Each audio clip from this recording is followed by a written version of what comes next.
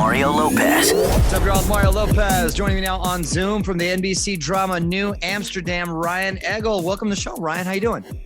Good, man. Good. Thanks for having me back. Good to see you as always. Thank you, brother. Thanks for taking the time. Congratulations, season 4 just kicking off. Where is everyone as we pick things back up? It's great, man. It's an exciting season. You know, we all had a hell of a year last year with the pandemic and everything. And not that we're out of the woods, but I think this year's focus is really about finding joy and trying to come out of that and reconnect to the things we love and people falling in love and making big personal decisions like that. And it's a really fun year. Yeah.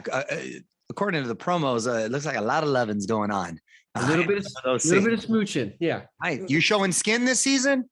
Yes. God, it's so embarrassing and awkward, but yes, I'm butt naked, as butt naked as you can get on network television. Wow. I will be tonight. Yeah. Wow. That provides incentive, right? To like put down the biscuit and. Yes, exactly. It provides incentive for some to watch and others to run. Also in the works, man, you got something called A Jasmine's Blues. That sounds cool. What can you tell us about that? Yeah, it's a cool name, right? It's a film that Tyler Perry wrote years ago and has been wanting to make forever and finally made it. And it's really cool, man. It's a period piece. It's a love story. It takes place in the 40s. And there's a lot of original music in there that is really great. Some singing. That sounds awesome. I love period pieces and I love jazz. Who do you play? Me too. I play a manager. He's actually a guy who survived the Holocaust and has come over from Germany and is trying to sort of put his life back together in the American South and working with these blues musicians. So he's totally kind of fish out of water, and it's a cool character. Yeah, with Tyler behind it, that's going to be great, man. Congrats on that. Yeah, man, and what's this I saw on IG? You're helping a bunch of rescue puppies, or you're trying? Oh yeah, that was so fun. That was for Clear the Shelters. They had an initiative where they were helping fly in some at-risk dogs and cats from some shelters in Louisiana that needed some help over here to get medical care and to get adoptions going. And so they flew them in on these planes, and then we unloaded these amazing dogs, and it was heaven for me because I'm a dog freak. So I just got to hang out with a bunch all day, and it was pretty cool. You have a dog? I do. I have a pit named Jody. She's a rescue. Nice. And, do you have dogs? I have 3. 3. So that's yes. I want 3 and then 6. What kind of dogs do you have? I have French bulldogs.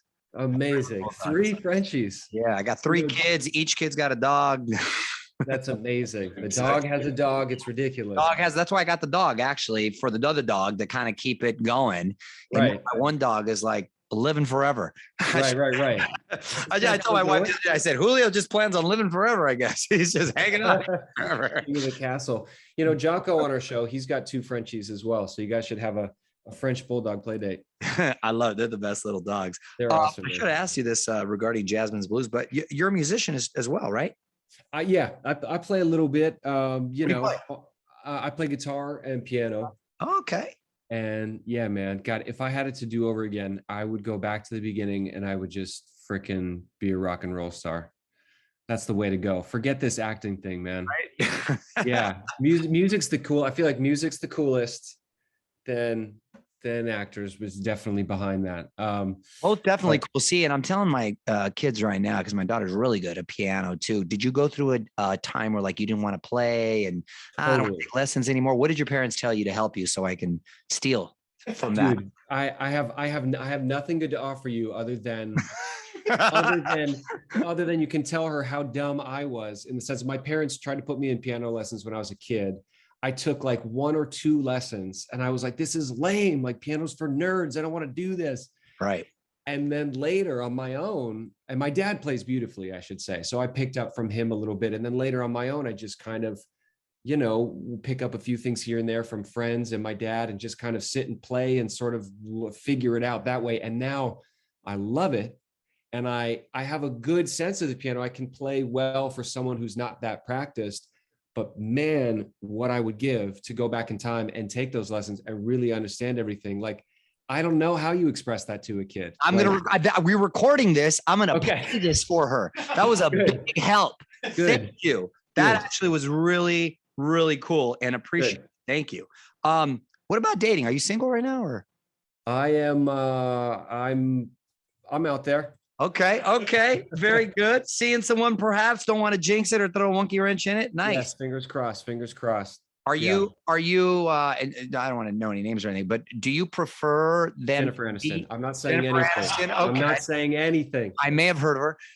Do you prefer them to be in the industry considering how fluid the schedules are so they kind of get it? Or would you prefer if they're not, so they don't?